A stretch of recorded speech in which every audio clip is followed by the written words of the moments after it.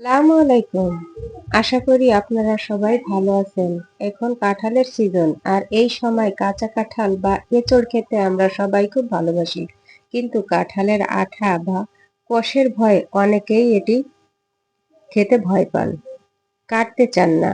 আজ আমি আপনাদের খুব সহজে কিভাবে এই কাঁচা কাঁঠাল হাতে একটুও কষ লাগবে না কাটতে পারবেন সেইটি আজ দেখিয়ে দিব। চলুন তাহলে দেখে নেওয়া যাক। এখানে আমি মিডিয়াম সাইজের একটা কাঁঠাল নিয়েছি সরিষার তেল বটি, কারণ এটা চাকু দিয়ে একটু কাটতে সমস্যা হবে, যার জন্য আমি বটিতে কেটে নিচ্ছি। বটি এবং হাতে খুব ভালোভাবে তেলটা মাখিয়ে নেব। এবার মাঝখান থেকে দুভাগ করে কেটে পানিতে একটু ভিজিয়ে নেব, তাহলে কাটতে সুবিধা হবে, কষ্টটা অনেকটাই কমে যাবে।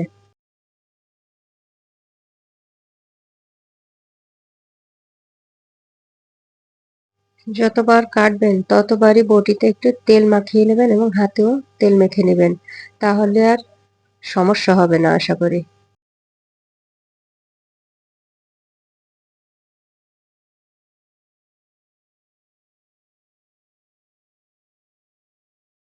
এবার আমি ওখান থেকে এক পিস নিয়ে খুব ভালোভাবে ছুলে নেব। একটু পুরুত্ব করেই সবুজ অংশটা ফেলে দিবেন। খুব ভালোভাবে ছুলে আমি আমার পছন্দ মতো কাট করে কেটে নেব, তবে একটু ছোট ছোট করে কাটলেই ভালো হয়। এবং এই যে ভিতরে আটিটা, এটাও আমি ফেলে দেব। তবে আপনাদের কাঁঠালটা যদি একটু বতি হয়ে যায় এর থেকে বেশি, তাহলে ওই কাঁঠালের বিচির যে খোসাটা ওটা কিন্তু ফেলে দেওয়া লাগে। আবার ওর ভিতরে যে আঁশগুলো থাকে সে আঁশগুলোও ফেলে দেওয়া লাগে। তবে আমার কাঁঠালটা দেখুন কত সুন্দর কচি আছে, এই জন্য আর আমার ওইগুলো ফেলা লাগতেছে না।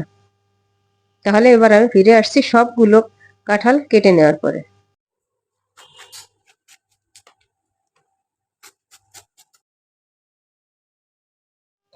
দেখুন আমি পুরো কাঁঠালটা কেটে নিয়েছি, আমার হাতে একটু আঠা নেই কিন্তু, দেখছেন কোনো আঠা আমার হাতে কিন্তু লাগেনি। এবার বটিতে যেটুকু লেগেছে এটুকু আমি একটু তেল মেখে এই কাঁঠালের যে খোসাটা ওটা দিয়ে ডলা দিলেই আমার আঠাটা একদম উঠে পরিষ্কার হয়ে যাবে। দেখুন কত সুন্দরভাবে উঠে যাচ্ছে।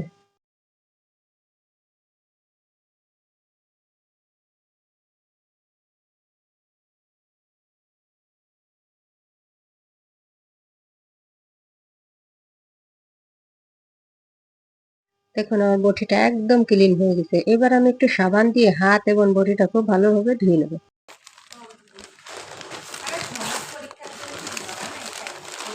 এবার পর্যাপ্ত পানি দিয়ে আমি কাঁঠালগুলো খুব ভালোভাবে ধুয়ে একটু সিদ্ধ করে নেব। এখানে হাফ সিদ্ধ দিয়ে রাখতে হবে। কিভাবে আপনারা 1 বছর সংরক্ষণ করবেন সেটা আমি আপনাদের এই ভিডিওতে দেখিয়ে দেব।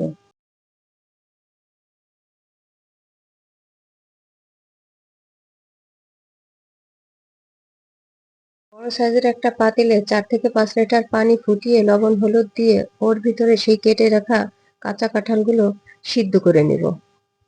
সিদ্ধ করবেন এমন ভাবে, খুব বেশি সিদ্ধ করা যাবে না, হাফ সিদ্ধ করতে হবে। এবার ঢাকনা দিয়ে ঢেকে সিদ্ধ করে নেব একটা বলক আসা পর্যন্ত। বলক আসার পরে 3 থেকে 4 মিনিট আমি একটু ভালোভাবে ফুটিয়ে নিয়েছি। এতে আমার হাফ সিদ্ধ হয়ে গেছে। এবার আমি চুলাটা অফ করে ছাঁকনি দিয়ে ছেঁকে তুলে নেব। ছাঁকনি দিয়ে ছেঁকে তুলে ফিরে আসছি ঠান্ডা করে।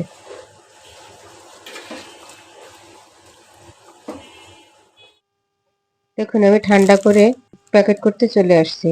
আমি এরকম বক্স নিয়েছি, বক্সের ভিতরে এরকম পলি দিয়ে নিচ্ছি। আপনারা চাইলে জিপলক ব্যাগেও রাখতে পারেন।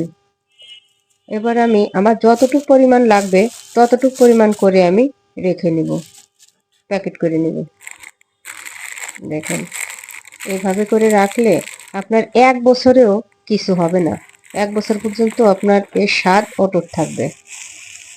আপনি কিভাবে রাখলেন এর উপরে কিন্তু অনেক কিছু নির্ভর করে। ফ্রিজের খাবার এভাবে করে আমি ডিপ ফ্রিজে রেখে দেব 1 বছরের জন্য। বুঝলেন তো কত সহজে ঝামেলা ছাড়াই একটা কাঁঠাল কেটে আমি সিদ্ধ করে আপনাদের প্যাকেজিং করে দেখিয়ে দিলাম। তাহলে আল্লাহ যদি আমাকে সুস্থ রাখে, ইনশাল্লাহ এই কাঁঠাল দিয়ে আমি অনেক রকম রেসিপি আমি আপনাদের সঙ্গে শেয়ার করব। তাহলে আজ এ পর্যন্ত, ফিরে আসবো নতুন কোনো রেসিপি নিয়ে। আল্লাহ হাফেজ।